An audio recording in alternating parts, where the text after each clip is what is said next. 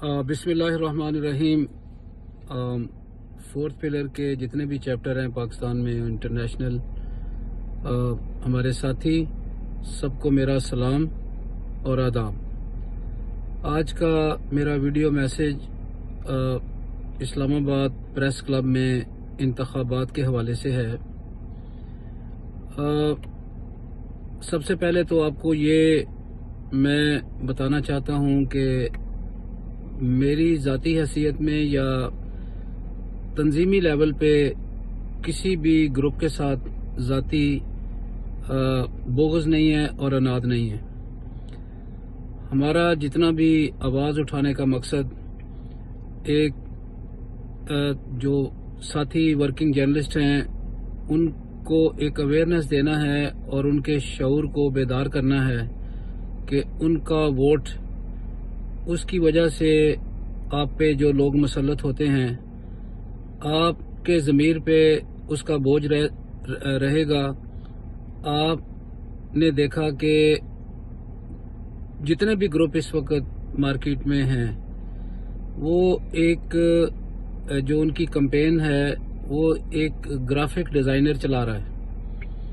उनका विजन और उनकी सोच सिवाय इल्ज़ामात के और एक दूसरे की करैक्टर असैसिनेशन के कुछ भी नहीं है। एक ग्रुप जो है वो सारा साल मालकान के साथ खड़ा रहा और उनके हक में नारे लगाता रहा और उन मालकान से बहुत ही उन्होंने लाखों में उनसे पैसे भी वसूल किए। और वही ग्रुप जो है वो प्रॉपर्टी माफिया का भी वो यहाँ हेडक्वार्टर चला रहा है प्रेस क्लब के अंदर। दूसरा ग्रुप जो है वो भी इनसे पीछे नहीं हटा। उन्होंने भी हाउसिंग स्कीमों के प्रोजेक्ट चलाए और एक साल में जो हमारे अंदाजे के मुताबिक इसी प्रेस क्लब के प्लेटफॉर्म से 1 अरब रुपए से ज़्यादा की रकम वो उन्होंने बनाई और 6 महीने तक तो वो अपने इंतखाब के फूल और तोहफे ताइफ वो वसूल करते रहे। और वो उन फूलों के नीचे जो चेक या कैश आता था उसका तो अल्लाह ही जानता है कि वो किस हिसाब में था। और पूरा साल तूफान बदतमीजी और एक दूसरे की पगड़ियां उछालने के अलावा प्रेस क्लब में कुछ भी नहीं उन्होंने किया। इसी प्रेस क्लब को जो एक मुकद्दस जगह है और ये एक पैगंबरी पेशा है उसकी तौहीन इस तरह की गई कि यहाँ सरेआम मुजरे कराए गए। और इस प्रेस क्लब के मेंबरान में ज़्यादातर ख़वातीन हैं, उनको भी शर्मिंदा किया गया। और इसी प्रेस क्लब के अंदर ख़वातीन की तौहीन की गई। और इसी प्रेस क्लब में एक खातून, उसका बहुत सारे लोग उसके मर्डर में भी मुलव्वस रहे। और जब वो उसकी तहकीकात हुई तो उसकी तहकीकी अमल के अंदर यही प्रेस क्लब के जो लीडरान थे वो रुकावट बने। मरी हुई लड़की को पेम्स अस्पताल में फेंक के चले गए और बाद में उसके गरीब वालिदैन के साथ सुलहनामे करा के वो मामला रफा दफा करा दिया। इसी प्रेस क्लब में एक माफिया ऐसा भी है जो ख़वातीन आती हैं उनसे उधार पैसे लेके और बाद में डटाई के साथ उनको पैसे भी वापस नहीं करते।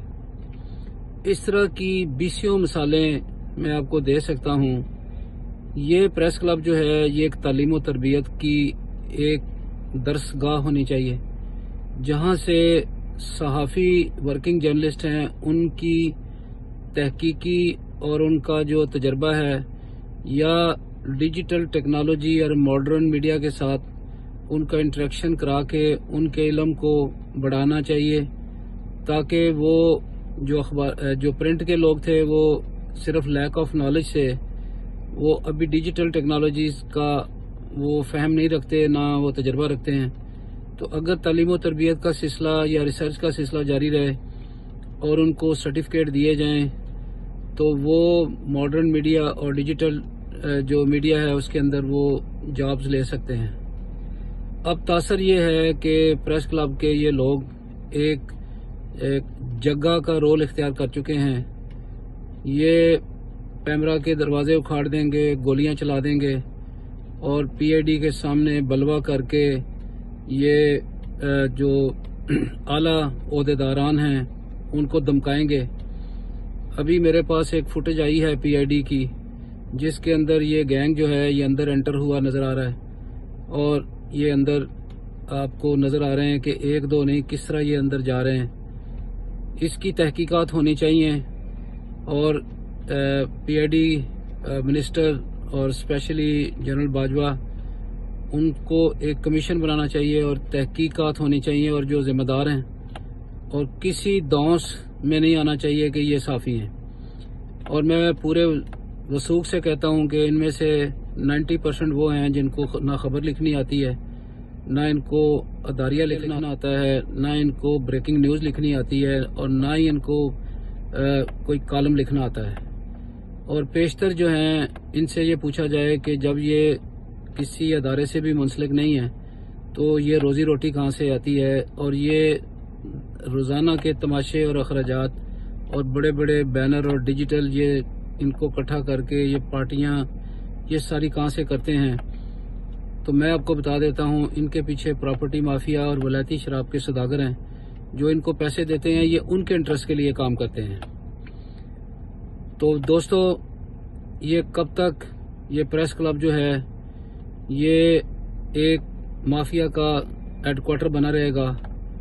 اور اس کو اگر آپ چاہتے ہیں کہ یہ ایک ایسا گھر ہو جس سے تعلیم و تربیت اور ایک ریسرچ سینٹر اور ایک ایسی تربیتی اور صحافیوں کی نمائندہ ایک ایسی جگہ ہو جہاں آپ جائیں تو آپ فخر محسوس کریں، جہاں کا پریس کارڈ آپ لیں تو آپ کو پتہ چلے کہ واقعی میں پنڈی اسلام آباد پریس کلب کا میں ایک ممبر ہوں۔ اب یہ حالت ہے کہ لوگ ڈر جاتے ہیں، اگر کسی کے پاس مالک مکان جو ہے وہ آپ کو مکان کرائے پہ نہیں دیتا، آپ کو گاڑی بینک نہیں دیتا، آپ کی معاشرے کے اندر کوئی عزت نہیں ہے۔ اور یہ وہ مافیا ہے جنہوں نے آپ کے بچوں کے سامنے آپ کو شرمندہ کیا، یہ آپ کے پاس جاب نہیں تھی لیکن آپ کے پاس ایک ایگو اور ایک رسپیکٹ تھی، انہوں نے آپ سے اس مجبوری میں نعرے لگوائے اور آپ کی تصویریں آپ کی ویڈیو پہ دکھائیں، اور آپ کے بچے شرمندہ ہوئے، سکولوں کالجوں میں آپ کے معصوم بچے، انہوں نے جب دیکھا کہ باپ ہمارا اپنی تنخواہ کے لیے نعرے مار رہا ہے تو وہ ان کی ایگو ہرٹ ہوئی۔ خدا کے لیے جب آپ ووٹ دیں تو آپ یہ سوچیں کہ آپ کتنی بڑی زیادتی کریں گے اگر آپ کسی مافیا کے ڈان کو یا ایک ایسے نمائندے کو جس کی بچی تھانے میں جا کے یہ درخواست دے کہ میرا باپ جو ہے وہ شراب پی کے گھر آتا ہے اور مار پیٹ کرتا ہے اور ہماری عزت محفوظ نہیں ہے۔ جب وہ اپنی بچی کی عزت نہیں کرتا تو وہ ایک پریس کلب میں جو اتنی ساری بچیاں ہیں ان کی کیا عزت کرے گا؟ آج میرا پیغام آپ کے لیے یہ ہے کہ خدا کے لیے اس کو چنیں جو آپ کا نمائندہ ہو، اور اس کو ووٹ دیں جو آپ کے حق کی بات کرے۔ اس کو ووٹ ہرگز نہ دیں جو مالکان کے ساتھ کھڑا ہو اور وہ مالکان کے رائٹس کے لیے وہ بار نعرے مارے۔ اس کو لائیں جو آپ کے نعرے مارے۔ میں نے صرف آپ سے یہ بات کرنی تھی۔